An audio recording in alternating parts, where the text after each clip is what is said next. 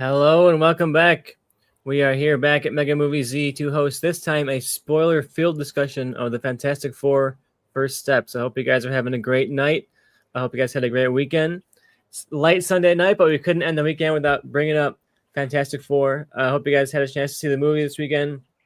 Let us know what you thought in the comments. And yeah, like I said, it's a spoiler-filled discussion. So if you haven't seen it yet, tread lightly because we're going to be talking about quite a lot here, and there's more than you might think, especially for spoilers. So I wasn't here on the spoiler free review, but I am joined once again by Michael, who was here on the spoiler free review. So how are you doing, Michael? Are you ready to talk in detail about this thing?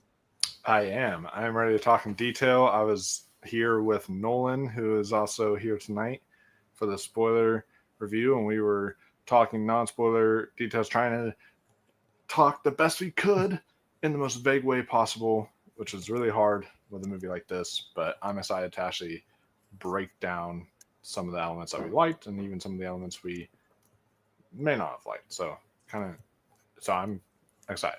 Yeah, and he mentioned that Nolan is back as well. Nolan, you were here on the spoiler free review. Have your thoughts evolved? Have you seen it yet? Again, maybe, or are you just more excited to talk about it? I'm very excited about talking about it. I have not seen it again, unfortunately, but I definitely will. I'm going to try to see it at least 4 times in theaters, but we'll You see how have that goes. Fantastic Four. See it, Fantastic Four. Yeah, that's the whole point, you know? I mean, what's the point of the movie even existing if I don't? You have to see it exactly 4 times and then never see it again. So you can be like somebody who I'm not going to name right now, who we know personally, and like stop and never see it again after 4 times. Yeah, you heard his voice for a second there. We're joined once again by Ari. Me and Ari actually saw this movie together, but we haven't talked a ton in detail about how we thought about some parts of this movie. So I'm really excited already to hear your thoughts for the first time. How are you feeling tonight, and how are you feeling about talking about this movie? Yeah, I'm looking forward to maybe not as excited as I would like to be. I have thoughts on we'll talk about it, but I'm happy to be here.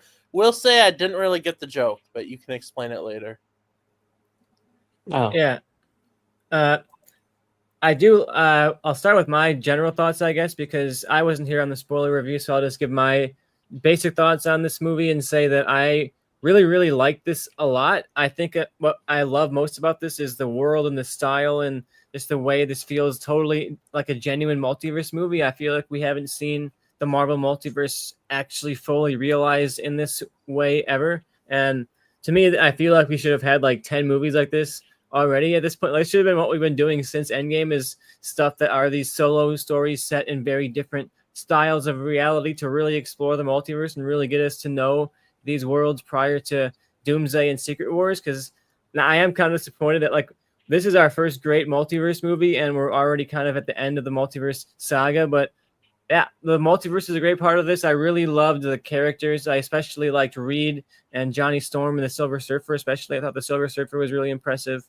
I didn't love everybody on the team. We'll talk more in detail about the highs and lows of the characters, I think. But overall, I thought it was a really, really good time. Not one of the greatest Marvel movies. I think it's just kind of serviceable in some of the plot elements. It's very much just you're here, you're there, you're here, you're there. We'll talk more in details about like the plot. But I really, really like it. I wish we saw more of this in the multiverse, and I hope this is a sign of what we're going to see in stuff like Secret Wars. I want to see the multiverse actually explored like this, show us different versions of New York, different versions of Earth that are not just our Earth, but the lights are different colors, you know, and actually show us something crazy with the multiverse. And they started doing that here. So that's what I really liked out of this for. And I'll go to you, Ari, because you were not on the spoiler free review also. And how did you feel about this movie overall?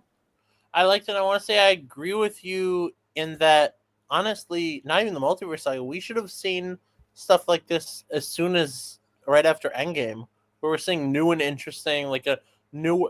This movie would actually have been perfect, have to been the first movie to come out after Endgame as a sort of a restart, introducing you to this new universe, like this is a new world. Have Fantastic Four come out before the multiverse saga, and then have the second Fantastic Four movie be the one that leads into Doomsday, and that's the multiversal one.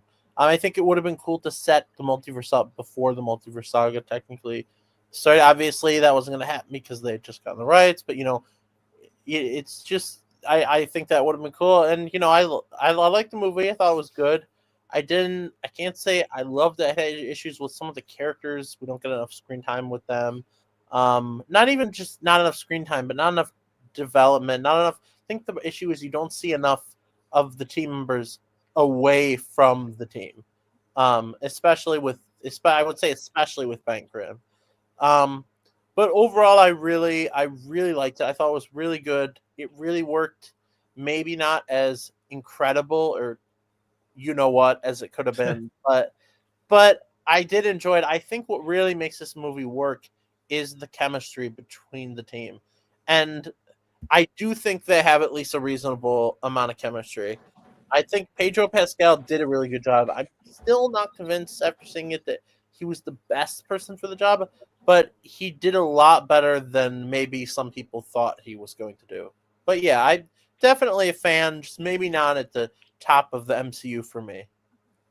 I'll move on to you, Nolan, because you were there on the spoiler-free review, so you got to give your general thoughts. But I'm sure there was a lot of stuff you wanted to talk about that you couldn't really talk about. So if you want to go into some more details on your thoughts in general, maybe some really specific points you wanted to bring up that would have been spoilers, make your points again, but in detail if you want to break it down in more spoiler territory. Yeah, I personally loved it. I agree with the complaint that there should have been more multiverse, but I can put that aside and just look at this movie for what it is. I do actually agree that the movie probably should have come out um, right before or right after Endgame. It would have been the perfect way to start the multiverse saga, and I think if you followed that up with like Loki to really expand stuff, that would have been wild. And I think that actually probably would have been better. Um, Part of the things I didn't get to talk about in the spoiler review or the non-spoiler review was my favorite part of the movie is probably Johnny, because I appreciated how they showed off him actually being a useful member of the team. Like it feels like in previous iterations, we've only seen that he's there because he's related to Sue. And it was nice seeing him play a genuinely crucial part in the movie. Um, I also Franklin is probably my favorite Fantastic Four character, even over any of the main four, specifically from Jonathan Hickman's run. But so even though we didn't get to see any personality really, I thought it was a really good start to his story. And it seems from the credit scene that we are going to really get expanded on that. And he's going to continue playing a huge part. Um, but yeah, this movie I really liked. I do think the thing was underutilized. I did like the stuff we got with him, but he didn't play that major of a part in the overall story. He was just he kind of took the place that Johnny was having in the other movies, where he's just kind of there. Michael, did you have any thoughts you wanted to expand upon now that you're in spoiler zone? Yeah, now that we're in spoiler zone, I'll expand upon. Basically, I agree with everything Nolan just said. We kind of had an agreement there. I really liked this movie. I thought, in terms of the Fantastic Four movies, it's definitely the best. But I felt like this was peak Marvel, like its return. I feel like now, I wasn't ready to say it when we had Thunderbolts because we had Deadpool and Wolverine. I was like, okay, Marvel, I'm seeing you. Then we had Brave New World, which I wasn't a huge fan of. Then we had Thunderbolts, but now we have Fantastic Four, and now I'm starting to go on the I think Marvel's back train kind of deal. So like I'm now starting to feel that just because of Thunderbolts and Fantastic Four back to back. But to expand off of what he said, yeah, I think Eben Moss Bacharach, I mentioned this in the non-spoiler review. I wish he would have changed up his accent a little bit, but other than that, I thought he did a really good job. I did want to expand on the whole Silver Surfer. She was my favorite character in the movie, Shala Ball, because I loved seeing her origin and how she was like basically taken from her home and made to be this like pawn for Galactus, basically. And I thought that was really interesting and to explore her story. And whenever she goes and saves Johnny there and everything and pushes Johnny out of the way to because you're watching the end fight and you're just like seeing him like saying, you know, say Uncle Johnny loves me. I was like, they're not going to kill Human Torch in the first movie. I was like, what's going on here? And so then they or get rid. Wouldn't he would be dead? But well, I think if they did that, I don't think they would have been killing him. I think he would have come back in Secret Wars most likely. Yeah, and honestly, the multiverse, the appeal of a multiverse movie is you honestly could kill the Human Torch. You could kill Mr. Fantastic. When the Invisible Woman supposedly dies in this movie, I believe that they could kill her. Like, and then we may see them in another form throughout the multiverse, but like they could have easily killed all of these characters. And I think that made that third act a little more tense for me because I genuinely bought that all these characters could die because of the fact this is a multiverse. They could do anything they want. Yeah, I thought they were gonna kill Johnny, or not kill him, but there is a pretty iconic storyline where he goes through a portal to stop something from happening. Completely different context, but I was thinking maybe they were gonna adapt it way earlier than I thought. Yeah, but I was sitting there being like, wait, why is Silver Surfer not in any of this fight? And then she shows up there at the end and pushes him out of the way and does all that. So I know we'll save predictions for later, but I'll be interested to see like predictions wise what happens if like she's now gonna be tortured basically because of what she did, and Probably. and that Norrin Rad will basically be the one that like you'll get an introduction to Norrin Rad, and then like Norrin Rad will try to finish what Galactus wanted or something. Like maybe I don't think they would go that route. I don't know if they'll use that character. They really should. I think they should. Having two Silver Surfers, you can do that in this universe. You know. I also think that. I mean, they switched. I mean, it's same. It is basically a gender swap, but the characters are different enough that I feel like you could have Norrin Rad as well. Honestly, I say just take the version from the Storyverse or the 2000s movies and just have him be the Silver Surfer. Oh, you mean like actually that version and potentially that actor? Yeah, they could. Well, I think that's the appeal with like Secret Wars and Multiverse. Like you could easily, if you have Galactus come back in Secret Wars, you could easily do that like through the multiverse. I don't know if he'll come back there, but I think Galactus will come back in general. Do you think Galactus comes back in Secret Wars? What happened to my camera? I don't know. Secret Wars, I'm not quite sure about because there's a lot going on. But at the same time, I think if you're gonna like have a post-credit scene in Secret Wars, maybe it is Galactus, and maybe you spend like this mutant saga building up Galactus as sort of a main antagonist, someone that is a big threat, but not someone that's like, a Thanos. We got to like revolve the entirety of the universe around this plot. You can just kind of have one villain for them to revolve around that gives them a smaller kind of story to do.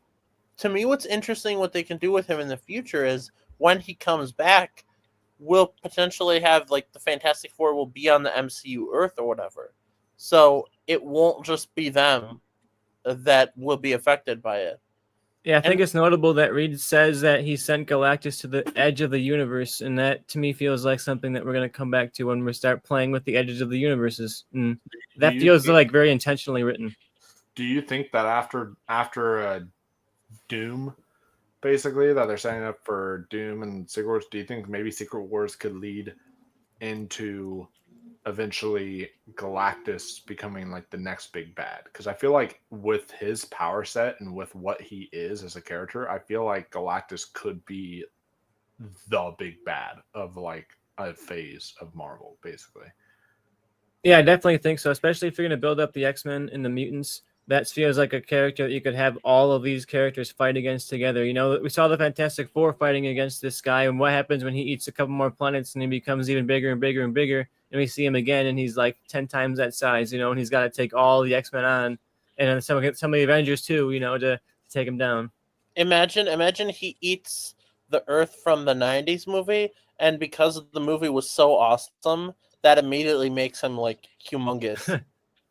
Although to be fair, like I'll be curious on if they decide to continue Galactus. So I know, like, eventually, if they're introducing X-Men, I imagine if you're introducing X-Men, you would also want to introduce an MCU version of Apocalypse at some point too.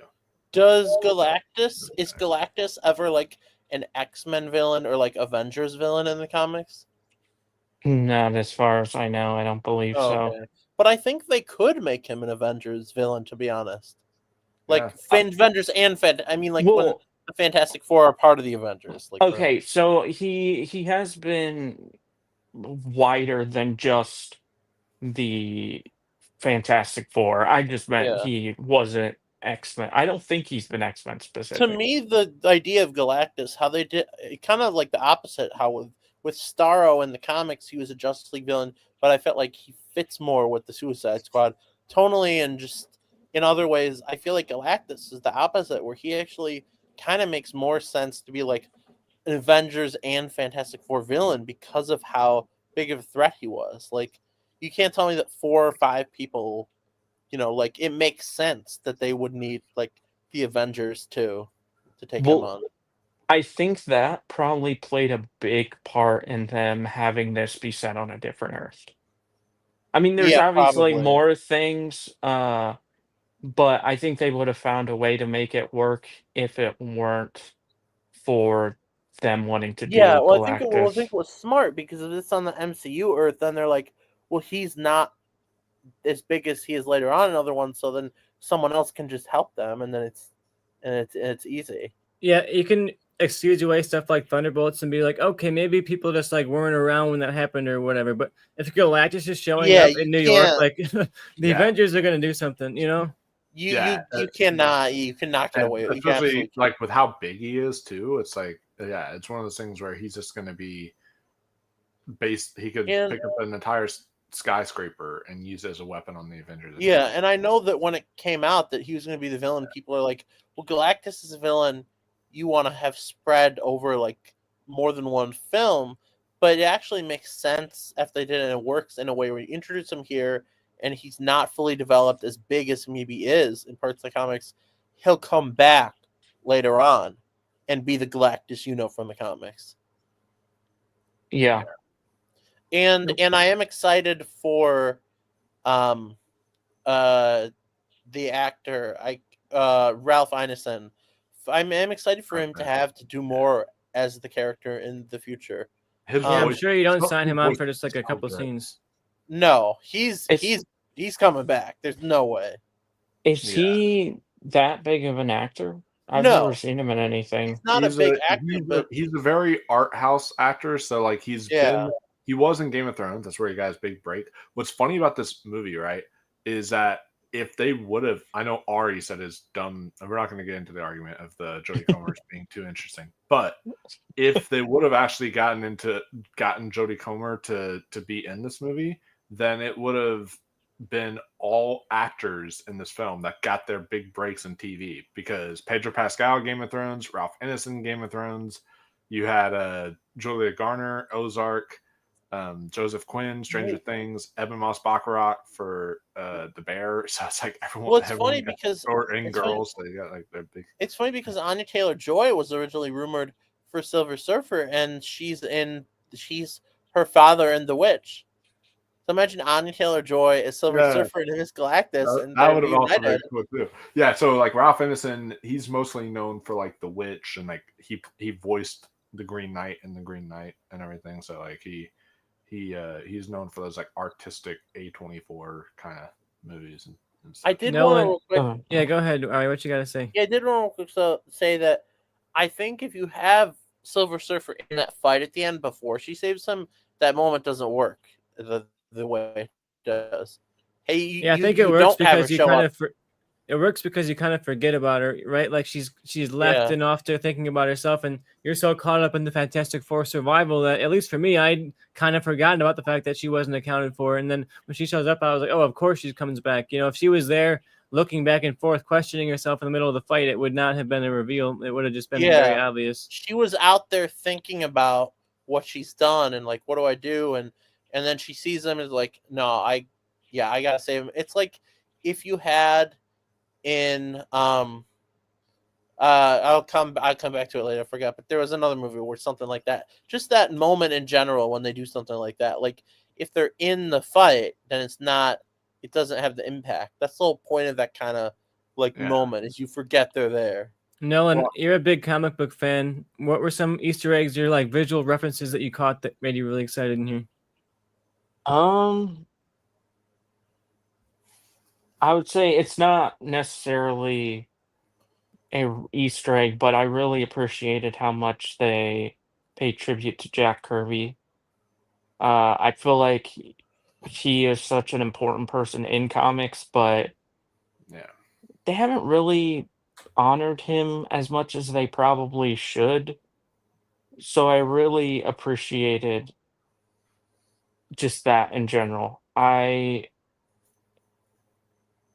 I wish they would have used and done more references to things that happened, like with Franklin and his role leading up to Secret Wars, but um yeah, I don't have as much to say as I would like to. Just- That's I all good. Fantastic Four, I'm as unfortunately not as I'm not as versed as I'd like to be.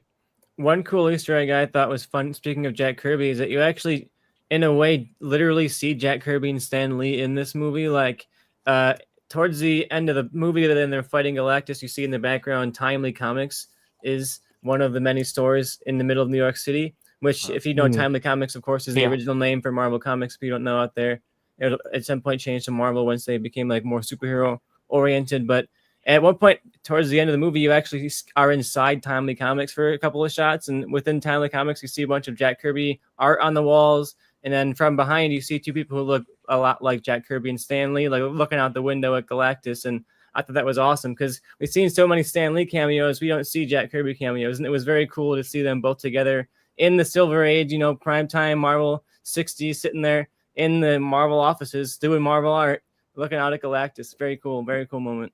I will say Yeah.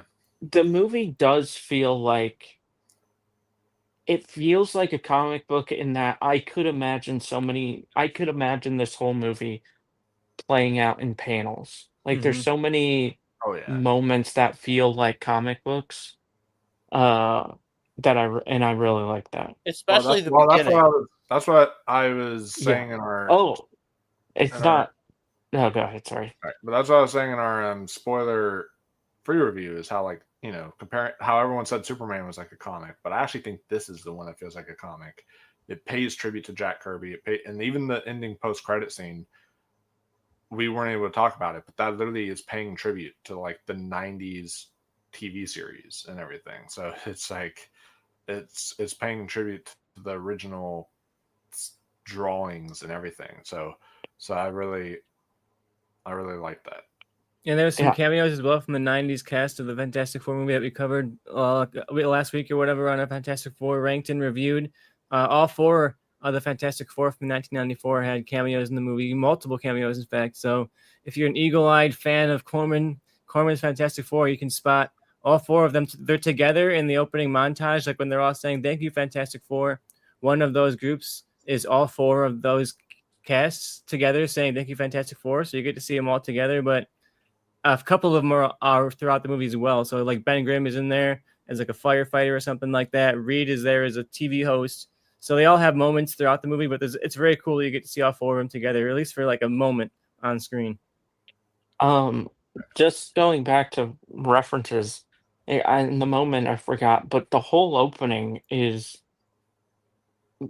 filled with visual references. Like you see the I forget the name of the monster, but the monster on the cover of the first issue of Fantastic Four, you hear they directly name drop like the Mad Thinker, the Wizard, um, or someone else. Red Ghost is it? The Red Red Ghost Ghost. and his monkeys.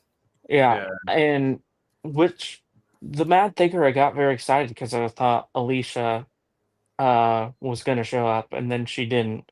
But there was another redhead that happened to have a romance with Ben for some reason, but it wasn't Alicia.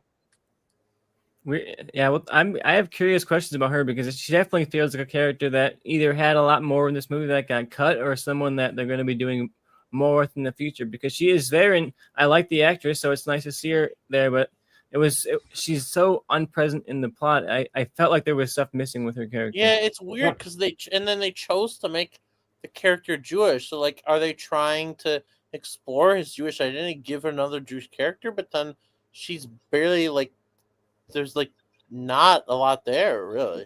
Well, I think that her being there, the point is that she's there to explore, like, she's there to point out that Ben has a history on Yancey Street. She's there to make it so you can establish that he is Jewish. Because she doesn't really play anything else, it can play any other role in the movie except for you to learn a little bit about Ben through her character. I'd imagine there had to have been more because it feels like a bunch of missing pieces. Well, yeah, she should have just been Alicia. You could have made Yeah, it so I don't Alicia yeah. was Jewish, but just have her be blind. You could do something interesting. Throw some little hints at her dad being the Mad Thinker. I think it's the Mad Thinker who's her dad, but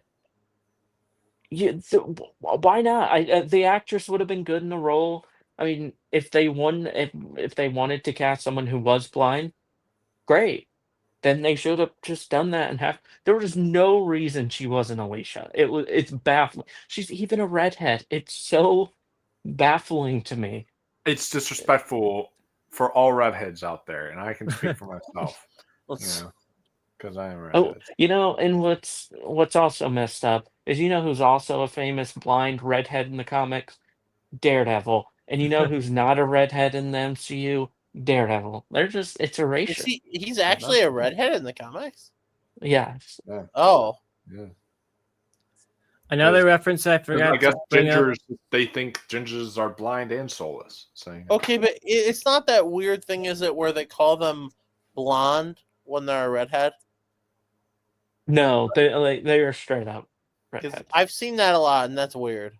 It happens to me all the time. This is an unnecessary conversation. What were you gonna say, Tristan? Something cool I noticed in the background in this final Galactus fight, something that like intentionally differentiates this from 616 in the universe, is that the building that they use to film the Avengers Tower gets destroyed by Galactus, and they like essentially show him smashing the building. So I feel like that was a joke of them saying like, "Oh, look how different we are from the MCU." Like the Avengers Tower is getting destroyed. I feel like this movie is probably. You could go frame by frame and find so many little details.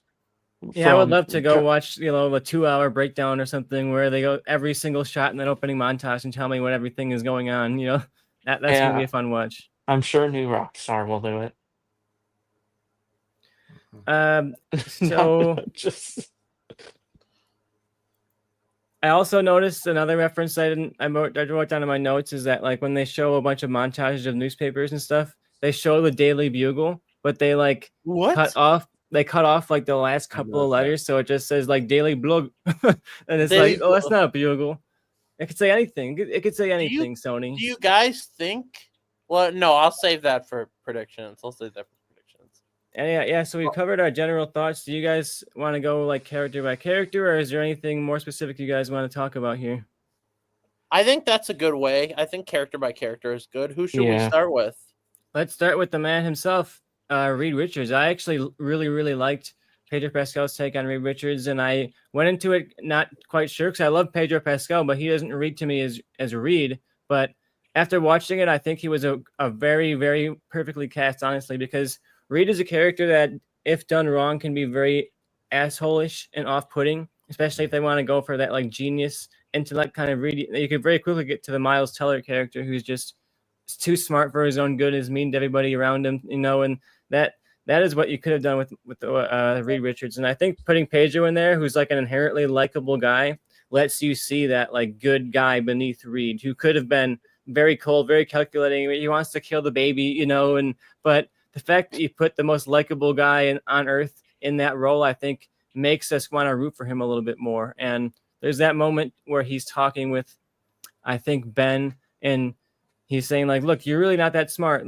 Like you're intelligent about these things, but you're actually kind of an idiot in all these social situations. And I think Pedro Pascal pulls that off really well, because you can tell that he wants to get along with people. He wants to understand people, but at the same time, he just struggles to, and I really think that carried well in Pedro's performance. How did you feel about Pedro's casting, Michael?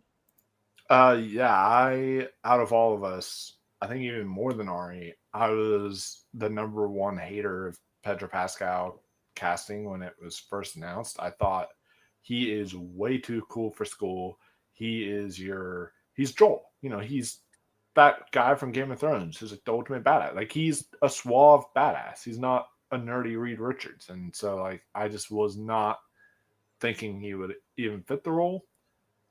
I thought he did a really good job. However, okay, so I'm not saying I'm taking this seriously, because it was like a joke review. But I did see this thing on TikTok where this girl was like, she was like talking about Pedro Pascal in the movie, and she said, as someone who has read some of these comics and such like that, she's like, I want to F Pedro Pascal.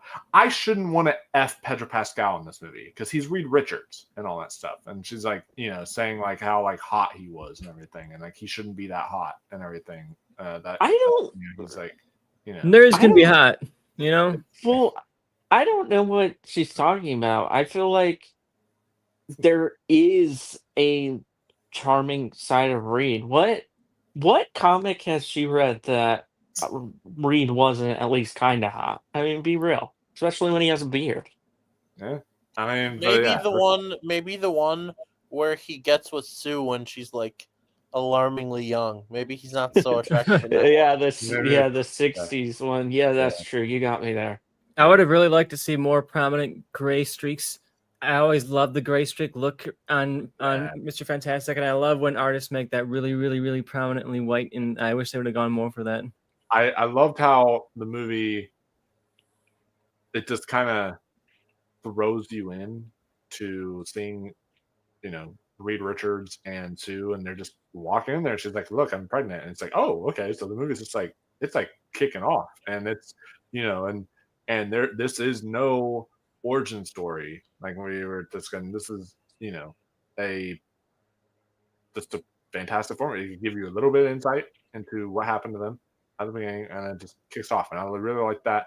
And I thought Pedro did a really good job. I was able to be convinced he was a nerd. Although I do wish there was I think there was maybe one scene, but I do wish when he's working on stuff, I felt like I would have loved to see him in glasses or whatever at one point. I think that could have been an interesting kind of look for Reed. Yeah, they can't make Pedro too hot. There's got to be a line that you don't cross. Yeah, you got to put glasses on him.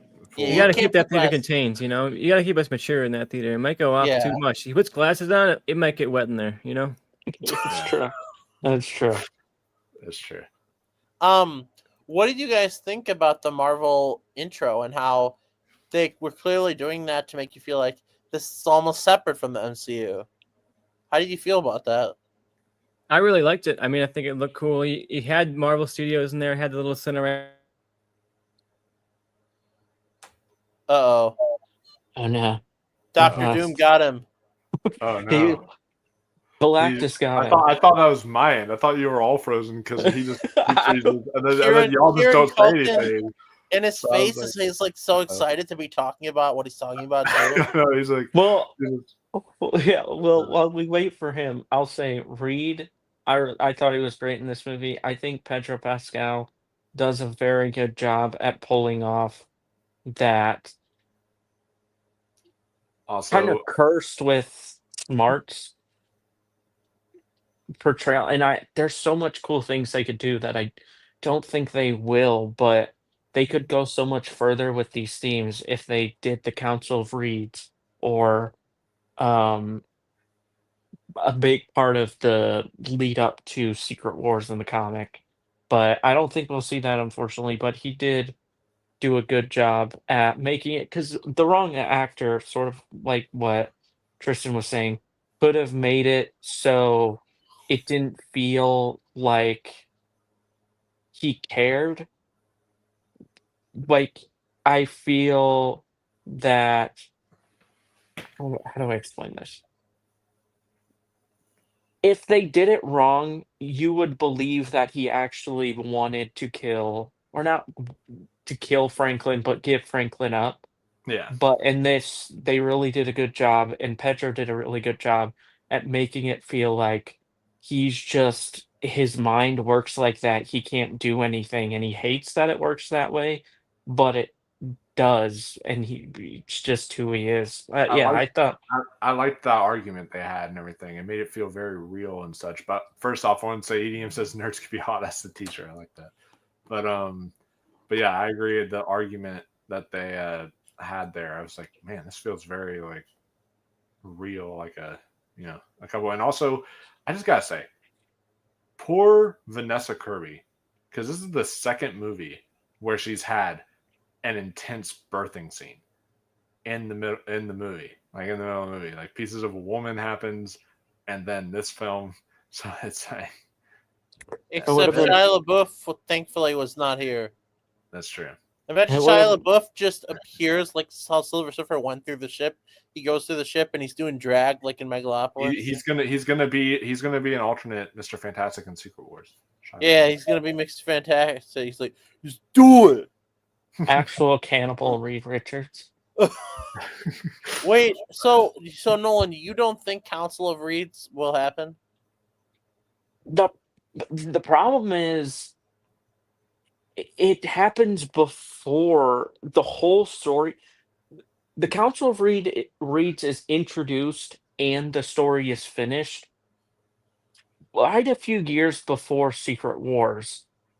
And if the multiverse is collapsing, if the multiverse collapse, then, and maybe they do what they did in the comics after Secret Wars, where the family goes off and Franklin helps rebuild the multiverse. I just think it wouldn't work as well, because part of I just don't think it can work anymore. I think we will probably see some variants of Reed more. I think we'll probably see the 2000s version. I don't think we'll see Miles Teller again. I would be interested, kind of, but I Be don't think fun. we will. But he could be the Maker. He gives off that vibe where you could see him feasibly becoming insane person. But I could definitely see we're- him pulling we're- that off. I mean, we're Miles gonna Teller have. is insane. I can just see it now in Secret Wars. Pedro Pascal's like, he's too powerful. We're gonna need, or like Doomsday or something. He's like, he's too powerful. We're gonna need some extra backup. We're gonna need some extra help to take him down or something. And then Miles Teller turns, and then you looks hear at in the the back, camera and you hear in says- the background, what'd you say? And then it pans over Or- to Say that again? As soon Or as he say that says, again. "We need Say that someone again. fantastic," you even hear the score, the bell tolling, and then he turns around. He's in the shot now. He says, "Say that again." no, That's or fantastic. or if he were playing the Maker, they could say, we need someone with big brain, with a big head, and then you see Miles Teller from the back, and he turns, or from the front, and then he turns his head, and like the Maker, he has a huge cone head on the back. Miles Teller, Brainiac Miles- DCU. Miles Teller with the cone head would be the funniest fucking thing put on The question screen. is, does he have a mustache? No, the Maker's clean shaven. You have Imagine to do- if Miles I Teller, like, Fantastic I Four, like this comment real quick. Idiom says, during the birth scene, I was like, is this Pieces of a Woman directed by Robert Zemeckis? That scene is incredible. That escape sequence is like That one of the is best really sequences in the MCU. For that sure. was really, really great. Honestly, watching Silver Surfer surf on like lava or whatever the fuck was so cool. Oh, I yeah. had an out of body Yeah. experience when she's going through that like swerving tunnel of fire. I was like, this is the best movie I've ever seen. This is going to be a 10 out of 10. I legit, my theater, when she falls into the lava at first, and it's just like her and her surfboard, like just straight up just fall into the lava. There was a person in my theater who was like, "Oh, did they kill her?" Like, all that stuff, and I was like upset that like they thought she died, and I was like, you clearly don't know the history of Silver Surfer.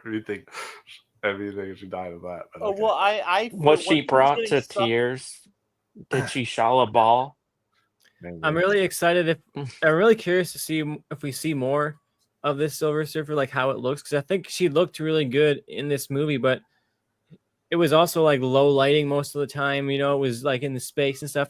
And once you take a CGI character out of low lighting and have them just like hanging out with other characters or whatever, it starts to look a little bit worse. Yeah, And I I wonder how she's going to look in different environments.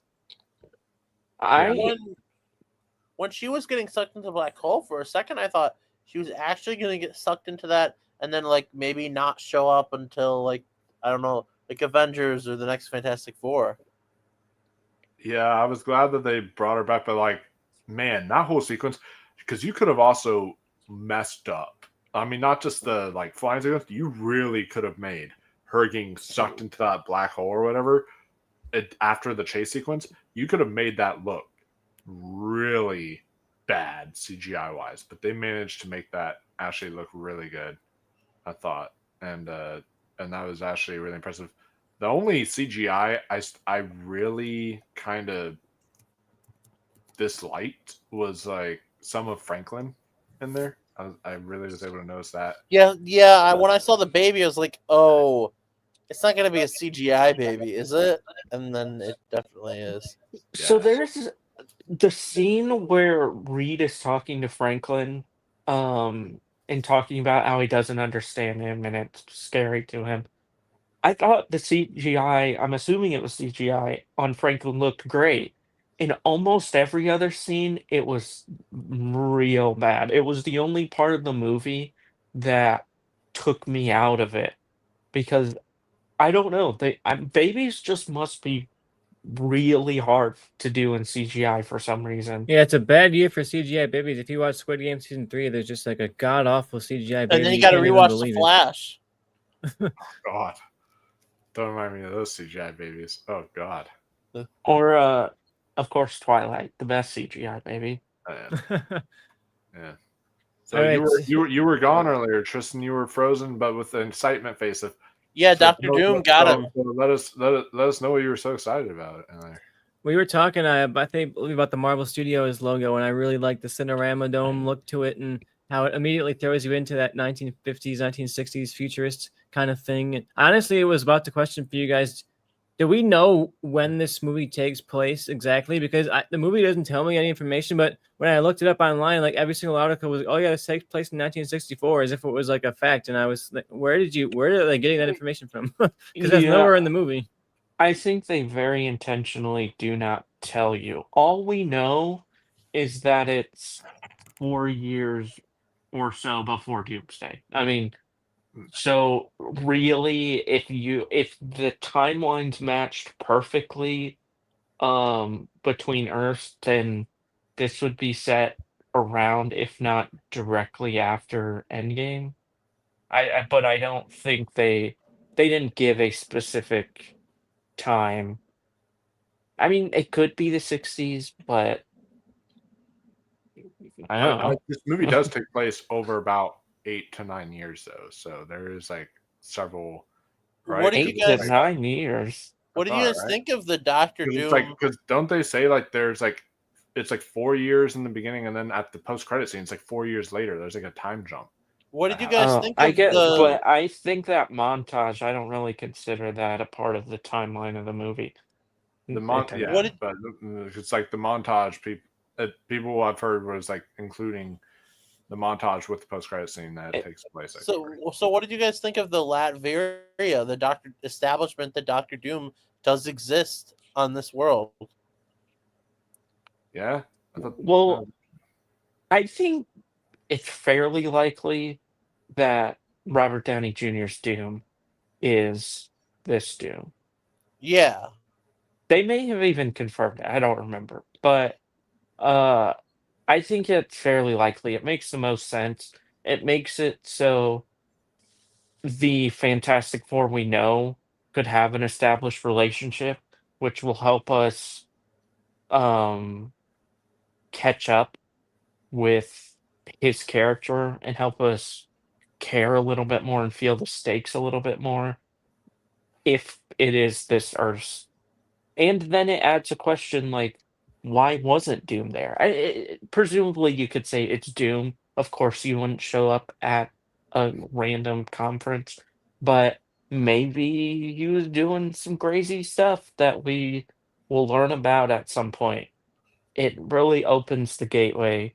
It's a little thing, but it could mean a lot if they really wanted it to. But it was probably just a fun little thing. EDM says, quote unquote, low lighting. Watch it in 3D. It was one of the darkest movies. Felt like watching Battle of the Bastards. Does the director want my eyes to hurt? Why I bring eye drops to every screening? I saw it in 3D, and I definitely don't like how much 3D darkens the color of these movies. And I mentioned how vibrant and cool I thought this movie was, and yeah, when you watch it in 3D, it just looks worse. Although it was very cool to see Franklin floating like a little flying baby Didn't above you the see- crowd. You know, the didn't you crazy see shot in of four- Galactus's face looking like this, and the baby just floating above it was Oh, very, yeah. very funny. Imagine seeing Didn't you see it in 40 though, with like the chairs moving and all? No, that? I didn't. I was going to, and then I ended up having car problems, and I couldn't make it out to see it this Fantastic weekend. 4D. Oh, dang. That would have been really fun. That would have been. I watched it in 3D in IMAX, and I didn't really think it was that dark, but I then watched it in 2D and just regular format, and I did think it was a little dark. Huh. Yeah, Like, definitely. the It depends 2D a lot was in these dark? theaters, on what projector it is, what format it is. It's Yeah. interesting. It's just so subjective and what the experience is going to be like. So, what did you guys think of Johnny and his arc? I really liked him. I know some people.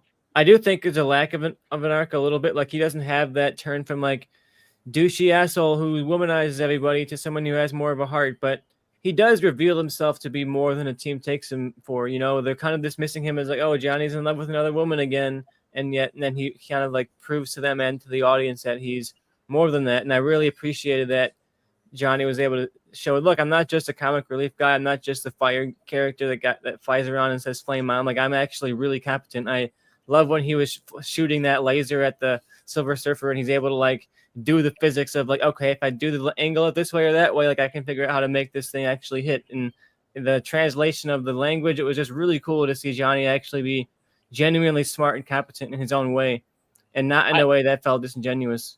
I think that's kind of just an inevitable result of, skipping over the first few years is you don't get to see that, when he is the cocky womanizer, you might skip over some of that. That's just unfortunately kind of maybe inevitable when you do a story like this. But he's really good. I think he's really good. I was never honestly ever when they first announced it, I was like, the entire cast other than Pedro, I'm pretty sold on, and you could see it. I think he was maybe the best casting for me. You watch him in Stranger Things, and he's still likable. And I was like, I can see it. I could see him playing that character. I don't know if he's as good as Chris Evans. He might have like more of an interesting arc and more interesting things to do than him.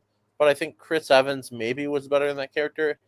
But unlike Chris Evans, we're going to get to see him play this character a lot more. And honestly, his connection or whatever with Silver Surfer was maybe the most interesting part of the movie for me. I thought that was really cool.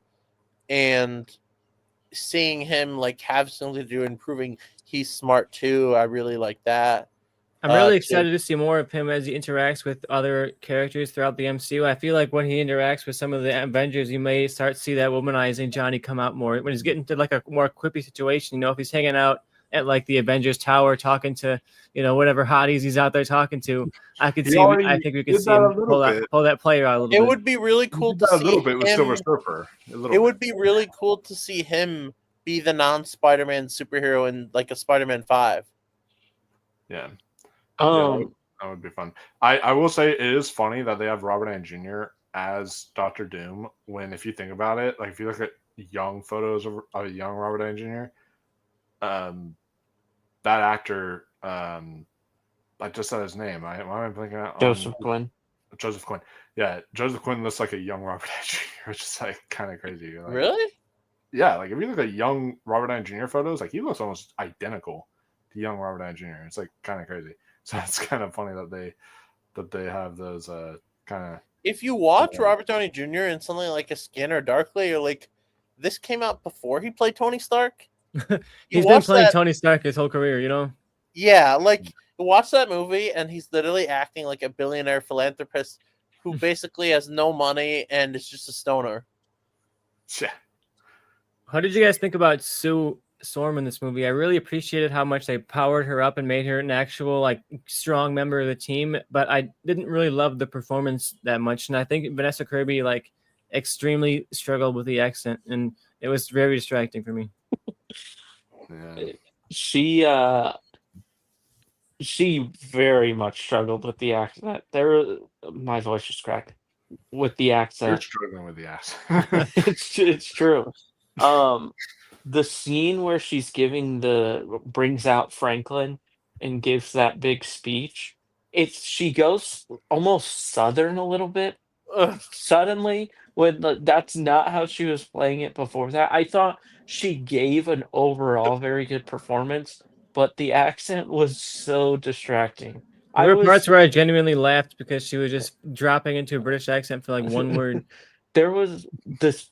I had a feeling that was going to be the case, that her accent was going to be weird in the trailer, because the way she says "as a family" in the trailer sounds like a British person doing an American accent, and it's very distracting throughout the movie. But overall, she was good. Yeah, and I'm sure that'll be something that like once she plays the role more, she'll just get more used to the voice, you know? Yeah, Benedict Cumberbatch had that problem.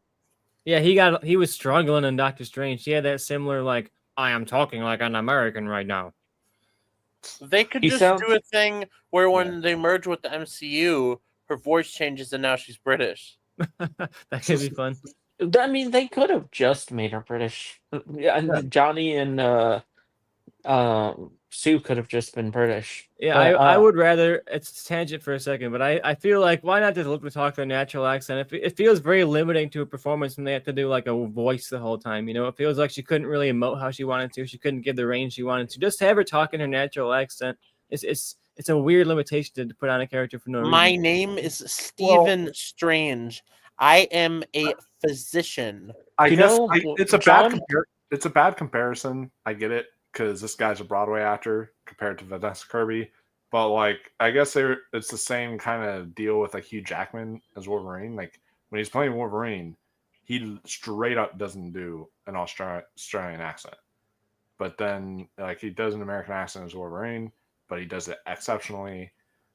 Well, so I guess they were thinking maybe she could just play the American Sue from the comics, but yeah, she didn't really do a good job. If they would have actually gotten Jodie Comer has played American people before. Like she actually could have pulled the American accent out.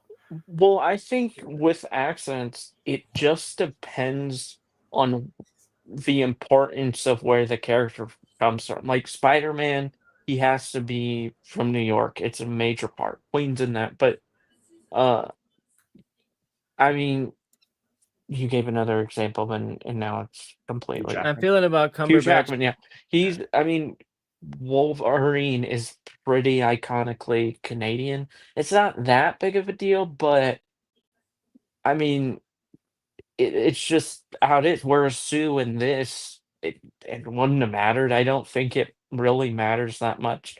I mean, maybe it matters in the comics. I've read a good chunk of Fantastic Four, but not there's a very big gap in my knowledge. So maybe it's a big part, but nothing in this felt like she couldn't have been British. But on a little tangent, John Bernthal sounds like he's a British person doing an American accent at all times. But because he's not even British. He's like Yeah, he just sounds like he's doing a Al- hardcore American accent. Also, John Bernthal is literally everyone's like, "Oh, he's such a good actor." He literally plays the same role in every single thing he's in. His He does Punisher, it good though. He's his a great time whenever he does it. he's good Let me at tell that, you something. but he's always doing the look, like always doing that Rick, kind of like, head sideways kind of way. And the Rick, Dude, it's Peter, so Peter Parker, you got to kill people. it's Yeah. so distracting in the Odyssey trailer. It's a tangent, but it's so funny just hearing him be John Bernthal in this movie You want that's to hear a supposed to be story? set You want to hear in a wherever. story? Yeah, dude, it's Odysseus? that movie is such a weird casting. Like I'm like I don't know how I feel about some of the casting. Okay, well, but let's get back on track. We just talked about Sue. Who else needs to give their Let's get thoughts back on on Sue? track, guys. How we got the Herbie himself sitting behind you, Nolan. How'd you like Herbie in this movie? Not a huge role, but how'd you feel about him in there? I liked him a lot. I mean, it was not a huge role. I guess what I liked probably most, I saw someone point this out, and it's really true. It's refreshing seeing the Fantastic Four treat Herbie kind. It's not like Star Wars where everyone just talks all sorts of shit about the droid. Like they're not doing what every character does to C3PO.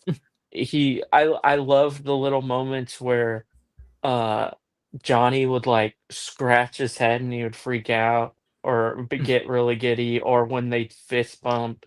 I really like that was another part I liked about I didn't talk about Johnny in that little bit, but I just like that they have the cocky side a little bit of Johnny. It feels like Johnny, but he's not just an asshole. Like whereas in the other adaptations, he's just an asshole. It's so refreshing to see him be like I get why him and Ben are friends, and Ben doesn't just despise him. I love how he treats Herbie. I love that. But yeah, Herbie there's not a ton to say, but I really liked how the other members treated him. I know in the montage of Herbie like baby proofing was a lot of fun. Yeah, Does because it's Herbie so. ever like? Go ahead. Sorry. Does Herbie ever like talk like like English like in the comics? I don't remember. So I don't know if I'm imagining this, but I have this memory of a comic where Herbie like fully gains sentience and is like just Fully gained like sentience sounds wild. but and just it becomes like he just starts fucking hating the four and just like goes crazy Imagine and just Herbie as the tells Doomsday them to villain. fuck off basically. I don't remember where that was, but I have that memory. I don't know Imagine where it book. Imagine John Vernthal as the voice of Herbie, and Herbie just like rises like 9 feet tall and was like, Let me tell you something. Let me tell you something. Just imagine Ben is mad at Herbie. and imagine he Andrew falls down Lincoln. he falls down the stairs and then Herbie's just like, let me tell you something. Let me And tell you then something. I was told to baby proof and I baby proof. And then Andrew Lincoln is Reed Richards. For a second there, you went full Denzel. I told you to do this. Andrew Lincoln would have unironically killed that role. Oh, I really liked. It would have been very southern though. I love that they pulled Herbie because Herbie is originating from the animated cartoon, and was Oh. kind of like a Scrappy Doo like character where everybody hated him and was like, "Fuck this robot, get him out of here." And yeah. like they brought him back in this movie and gave him the due he deserved. Made him cool, and it could have made him the butt of the joke, and like sort of like Scooby Doo movie does for Scrappy, but like they made him part of the family, and that was very cool. I didn't know Herbie was a Harley Quinn situation. I thought Herbie was originated in the comics. No, he started an animated show. My friend, wasn't it true that like something happened where they couldn't get like the Human Torch show, so they like with Herbie or something? Yeah, they were concerned that kids would light themselves on fire, so they brought in Herbie.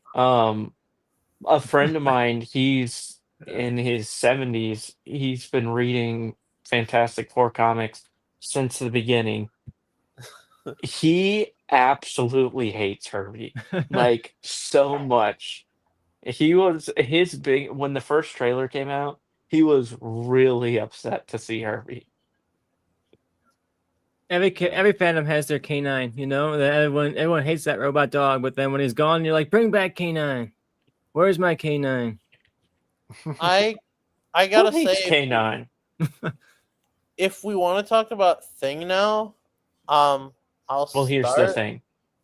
Yeah, I thought it was good casting. I thought he was good in the role, but it felt like he was kind of just there and didn't really have anything to do. I mean, I thought it was cool that they tried to like create another Jewish character. You know, I think making Lucia, that's fine. If they were to do that, but they kind of just they have this Jewish character, Natasha Lyonne, who doesn't. She's the same first name as a character from the comics, but it's not really. It doesn't seem like it's that character. It's just very bizarre. It makes you wonder: did they try to remove like scenes from him, like in synagogue or whatever, because they didn't want any controversy about things that are going on in the real world? I mean, I don't understand. I don't really understand because it does feel like there are multiple missing scenes. Also, Well, how do y'all feel too? Are interesting because I told Nolan about this, but after Nolan answers your question, I want to get what y'all thought because we were talking about the accent situation with Vanessa Kirby, and Evan Moss Bacharach doesn't even remotely even try to change up his voice. Oh, see, when you said accent earlier, I was going to ask, are you talking about how, like, in the Like- 2000s movies, he does, like, a gravelly thing? Yeah, and like when I'm reading the comics, I always imagine him having more of a gravelly kind of voice. But I'm not sure how to feel about it because I'm not, like, I haven't read I don't know everything about Fantastic Four, so I don't really know, but what is Nolan? Yeah, what did you think, Nolan? I didn't have a problem with it not being gravelly because I forget what was specifically said on what it is, but he's technically not stone. So I don't think it's that ridiculous that he wouldn't have a gravelly voice. The thing that is distracting is the comics are always written with him having a pretty thick New York accent. So it did take some time. Luckily, I saw the trailer, so I had time to prepare for it You got to watch and The get Bear used to to it prepare for his before role. it. I watched a few episodes, but luckily I had been having seen the trailers prepared for him not having the voice, but I think it would have been something to definitely get used to if I hadn't seen the It's trailers not as good because as the 90s movie where he's, like, a cartoony voice, like, Doom, it's I don't clobbering time.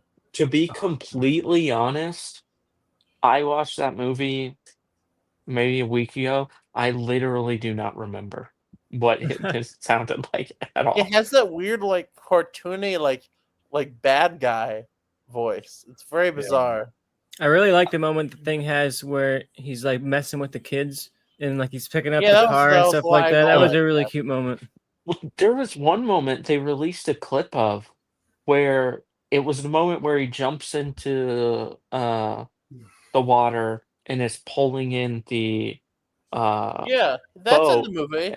Yeah, but then there's a clip they released after where he gets out of the water, sits down, and then there's a dog there and he has like a nice interaction with the dog, but that wasn't in the movie. Oh, that's unfortunate. And it was a Imagine really since nice they're not going to release the deleted scenes. They're not going to have an extended cut or anything like that. Well, they'll have I to don't leave things on the need Blu-ray, right? They always have them. I don't Um, always I think they should. I mean, why not release the Red Ghost stuff? I mean, you might as well. Yeah, You and it shot sounds it. like there's not a ton of. There's maybe like 15 minutes of stuff that got cut. You could get that out there. Let's see some of it. Even Infinity War ended up getting some deleted scenes out there. I could see it happening. And Spider-Man legitimately had an extended cut. Like Spider-Man No Way Home had like a whole new release with deleted scenes put back into it. Like we could Yeah. see that with happening. that weird, unnecessary ass scene where what's her name interviews them, and it's like kind of funny, but it's super awkward.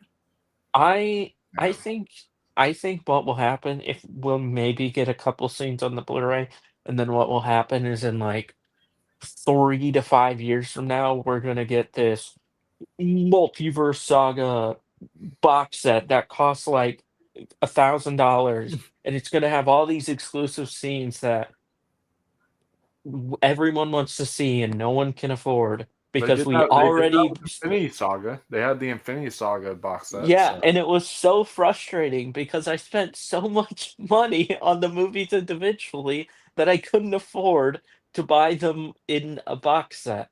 That's But why you just wait, bro.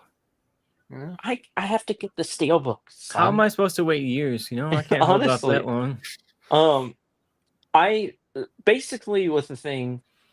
Well, here's the thing with the thing.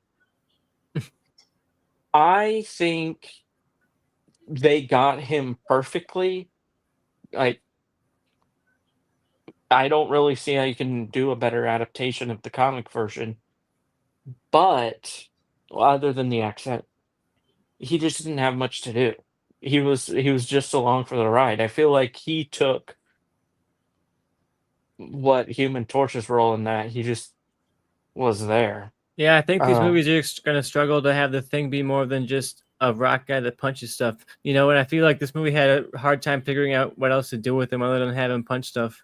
the 2000s movie did both the movie and the two movies in the 2000s did a good job at making him feel prevalent. I think that's him and not Sue, him and Reed are the two things those movies got down right. But yeah, he just didn't Yeah, have he those didn't have enough to movies, do here. those movies aren't good, but I did really like the storyline where like his wife, like literally rejects him because he's a monster now. Even really, in Yeah. even in the Fantastic Four universe, Andrea is is obnoxious as hell. well, the thing is that Well, here's the thing. seeing people say, "I'm so glad he's not tortured in this one," I'm like, I mean, I guess it's not necessary, but you can have him, struggle, and then you can have him have that like self acceptance. I do think it's a very cool change that he's not rejected for how he looks at all, really. Like, they just treat him like, oh, yeah, that's the thing. It almost feels like James Gunn's DCU, where it's like, oh, yeah, there's superheroes here. That's just how it is. And I like that because it could be so easy to be like, oh, everybody hates him because of how he looks. And that could have worked emotionally, but I think it was actually pretty cool that he's not judged for who he is and how he looks in that way. People just accept him as, oh, that's the thing, and he's good natured and we like him. Yeah. And I wonder though how that goes. Like when it comes to the MCU, which is a much more grounded reality, is he going to face some of that rejection and persecution once he gets over here? I liked, by the way, that they kept that scene a secret. In the trailer, they show you knew he was going to say it, but like he doesn't actually. If I remember correctly, in the trailer, he doesn't actually say that it's clobbering time. But like, well, yeah, in the trailer they show the part where Johnny's flying. He says, "Say it, no." He's like, Say it. No. He's like, no. Say it, and then and all that stuff. And he's like doing that. I actually clapped and cheered when that happened. So Wish like, people didn't mind her. I'm glad they saved that for the movie whenever he actually does it. It's clobbering time and all that, and I thought that was really cool. So I did think it was interesting, a little side tangent, but related, that the end of the movie, a lot of it was in the trailers. Mm-hmm. They showed a lot of the Galactus stuff in the trailer. You didn't really know it when you were watching. I'm not even talking about that necessarily. I'm talking about where, like, they look at their watch or whatever with the alert, and then you see them running out. Franklin wasn't there, but it was that footage. It was very strange to see that the end of the movie was. And there was another shot near the end. There was a lot of shots near the end, even after they defeated Galactus, that were in the trailers, and I thought it was very strange that they would put they that kind of many. trick us by having that Mark Gatiss interview be at the front and the back of the movie. So like what you see it at the beginning, and you kind of like forget about the fact that you saw it in the trailer at the end too. But I really like that ending there where they're prepping up for the interview and they get that classic split screen shot, like almost Power Rangers looking shot of them getting the alerts on their wrist and they sprint off. That's a really fun ending, racing off on the adventures. And then I really had a blast watching them struggle to put that car seat in for And it what was felt just like an one eternity. simple push of a button because it's like super relatable. I want to say we didn't really talk about this about the Sue Storm character, but that reminded me of like them trying to fix the seat up and everything. One thing I wanted to talk about with her character is I liked how this essentially was basically her movie. I mean, all of them played a part, but I felt like this was almost like her movie because this was like a mother protecting her child type of film. Like this is that kind of so it's really good to watch like with your mom if you want to see a film with your mom or something. This is something that's really good to watch with her. It is because kind it's, of like, censored. 'cause, It is kind of censored around her, but I do think Reed like also is the main character. Like I think it's a co-lead situation. yeah. I with Sue, I appreciated that they finally in a movie showed off that she is the most powerful member of the Mhm. Fantastic Four. Like Oh, she yeah. is so powerful. She realistically is one of the most powerful people in the entire Marvel universe. She could kill everyone in an instant, basically. I'm curious how they Well, portray not that everyone, in but Doomsday A and Secret relative Wars. instant. And how does she go up against Doom like with how powerful she is? yeah. That's the thing. Well, That's the thing is having Doom as your villain. Like I love Doom, but like Doom isn't someone like he's not going to be as powerful as Thanos with all the stones. You know, it's one of those kind of things where I don't Well, know is he? Because I've heard how. Doom is. I've heard Doom is very powerful. Doom is very powerful. His downfall Yeah. is his hubris. I think is that the right word? Mhm. Anyway, his downfall is that he's just kind of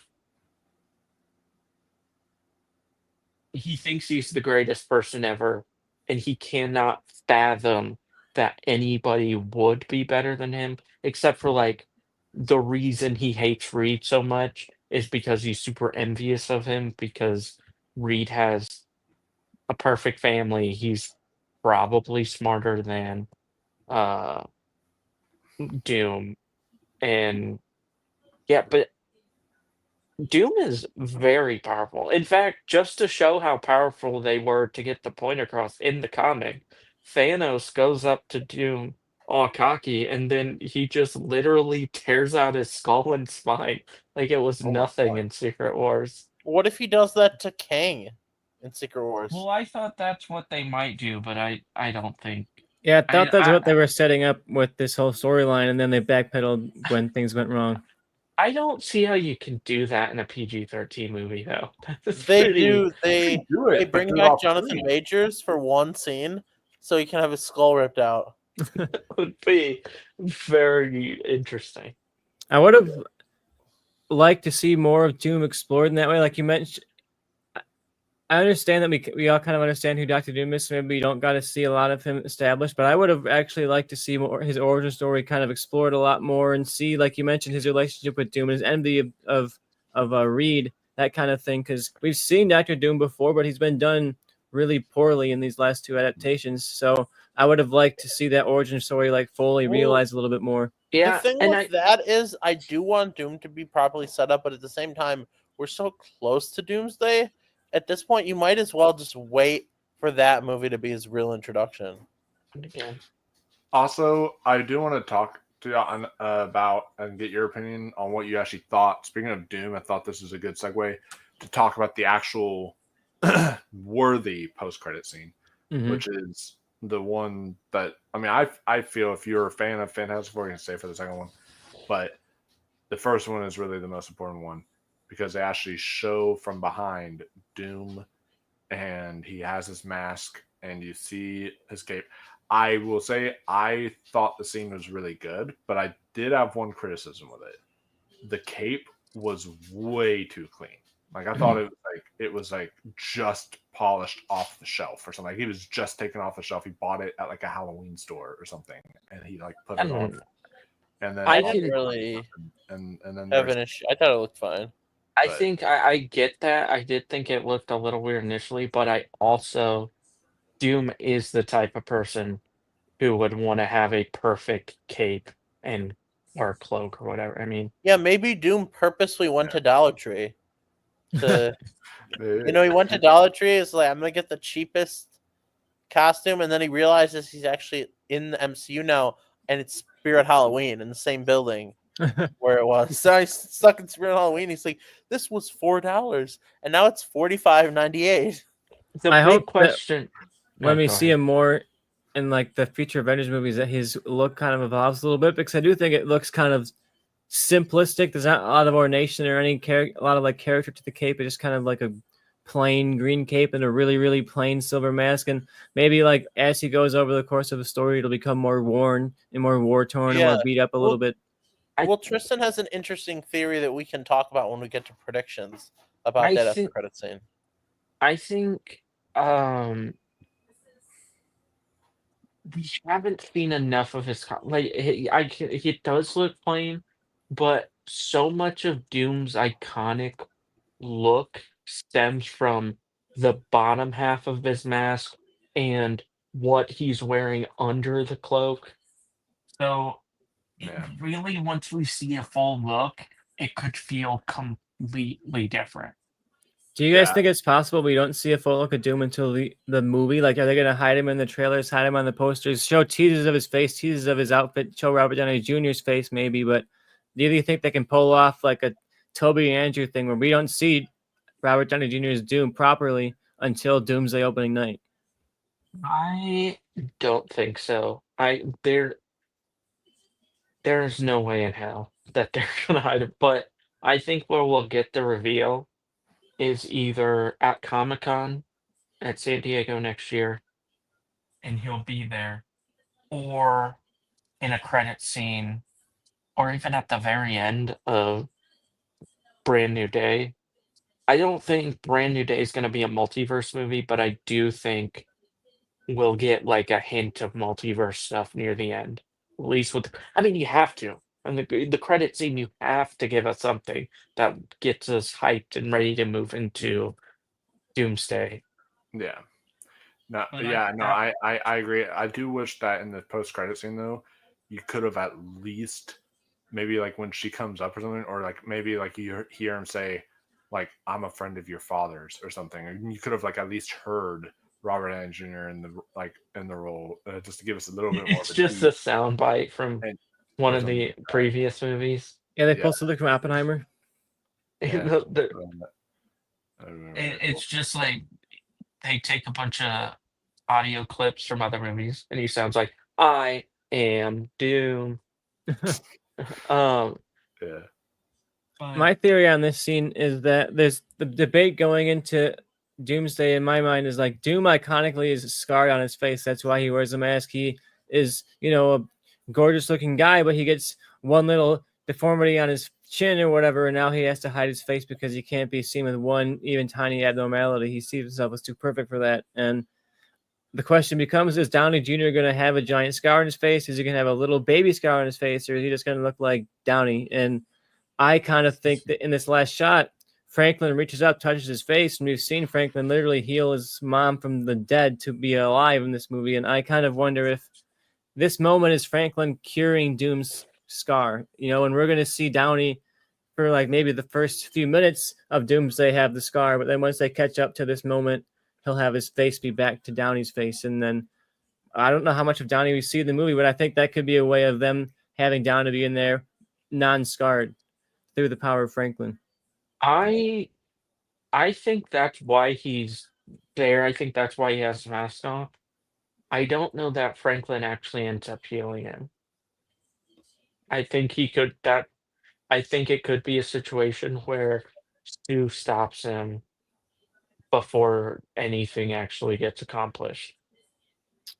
How much of unmasked Doom do you think we end up seeing in Doomsday? Is it going to be a large majority unmasked? Is it going to be no unmasked, or is it just going to be maybe a few minutes? Oh wait, what if like, before I get to that, but like, what if like he actually isn't really there to maybe even really hurt the Fantastic Four? Like maybe he's there just because he hears about Franklin's abilities and he wants that healed scar. Maybe he's not there to actually cause any harm.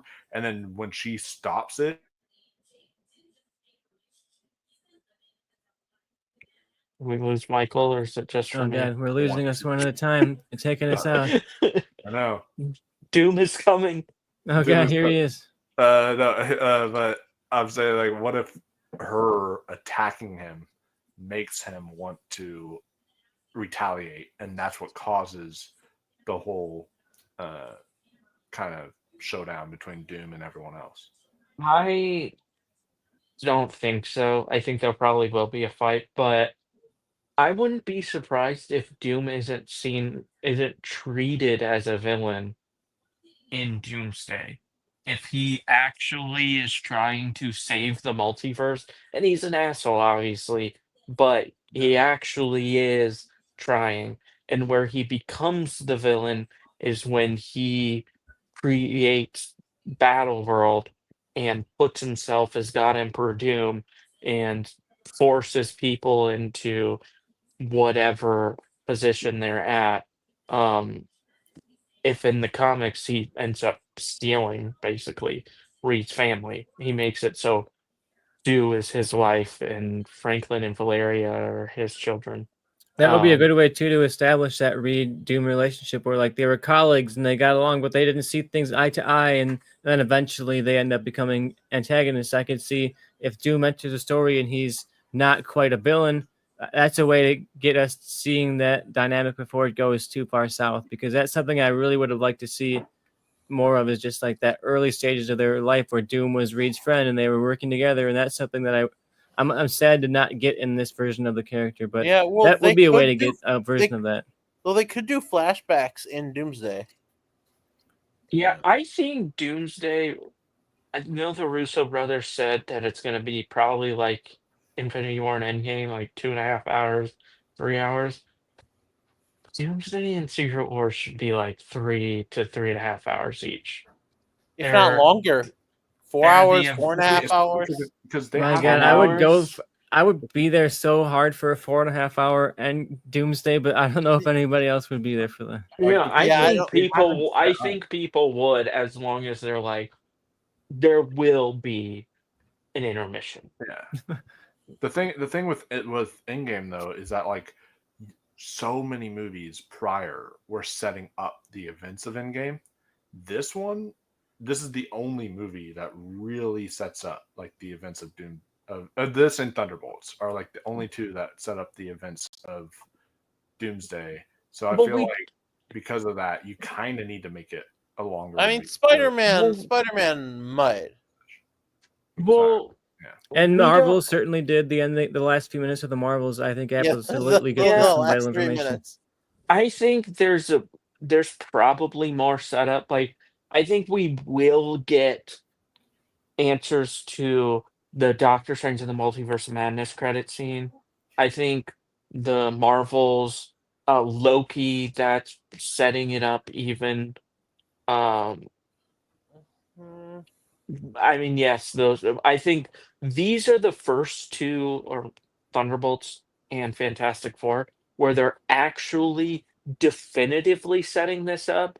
But I think they will retroactively have other things at it. I could see Eternals coming back into play and then being like, Harrison is freaked the fuck out because he can tell the multiverse is collapsing. So he took the and they could be like, he was trying to birth as many planets as he could so he could get the fuck out of Dodge. And I mean, wasn't I, Loki Speaking setting up of Kang Dynasty? speaking of getting the fuck out of Dodge, but I mean, it's obviously yes I mean, yeah, it's initially. the same movie, but not like when they were setting it up.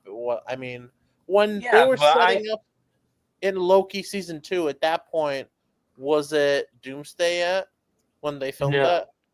no. I mean, Yeah. maybe it could have been very early days. It was before they publicly had it be Doomsday, but then maybe they said that, or there's been talk that they knew Robert Downey Jr. was going to return as much as a year and a half before they What if announced it to a they? public. So maybe it was early stages, but that's what I mean. I think they are going to make it so retroactively a lot of the phase 4 and 5 stuff does tie in and it will pay off in Doomsday and Secret Wars.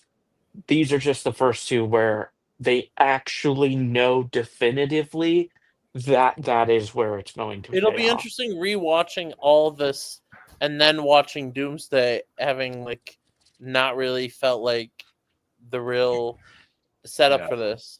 I mean, I think the real task, if they can pull off making everything feel like it was meant to lead up to Doomsday, it obviously wasn't, but if they We'll could make see. it so it feels that way, that is a very impressive task, and it's not impossible. Yeah, and It's in just the end, gonna like be a very challenging. if they can pull off that like retroactively making it cool, that's going to be so impressive. And it will feel like Star Wars, like when you go back and watch the prequels and you've seen the Clone Wars, and like, sure, that stuff was not intentionally there in the movies, but it's inevitably going to deepen how you feel about the events while you're watching it, right? And I could see that happening in Marvel, where if they really do nail Doomsday and Secret Wars, like you could go back and watch Eternals and go back and watch Brave New World Yeah. and go back and I watch mean, the Marvels and be like, those are actually way better on hindsight than I mean, when they saw them the first time. Yeah, I mean, something I'd like to Except for the see is the Kane events stuff. of Kane No stuff Way is Home. the only stuff that's going to feel irrelevant. But Who can Something we I'd can't like- say that for sure. Yeah, They may wrap up Kang and Doomsday. maybe Yeah. the scene. Something sorry. Maybe the scenes where the leader is like, according to the statistics, I see the probabilities of evil people coming. Maybe that will actually scene play off. legitimately confused me. I was like, who is he talking about? It did when they said that he was talking about the Illuminati behind the scenes. Like, That what? is so nonsensical. That Well, is but- truly the last people I think would have expected him to be talking about. No, I was trying to say something. I can't remember what I was going to say, but it was in response to what you guys were just talking about. well, unfortunately, speaking of, because we started late and everything, and I don't want to be like, I already have to wake up early for work tomorrow, but I also don't want to be like dead ass tired during Sorry Baby. Tomorrow I do have to leave, but y'all can continue talking. Yeah. Okay. I have to wake up at like 6 a.m. for work tomorrow, so Oh god. I'm already gonna Yikes. be like dead. You're so, cooked. so yeah, so it's so I gotta head out, but y'all can keep on talking about this tonight, the rest of this, but Yeah, we don't have much stuff. I'm sure we'll have a last few thoughts, talk about some Yeah. predictions, some Yeah, we gotta do recommendations. predictions. yeah, for sure. So again, thank y'all.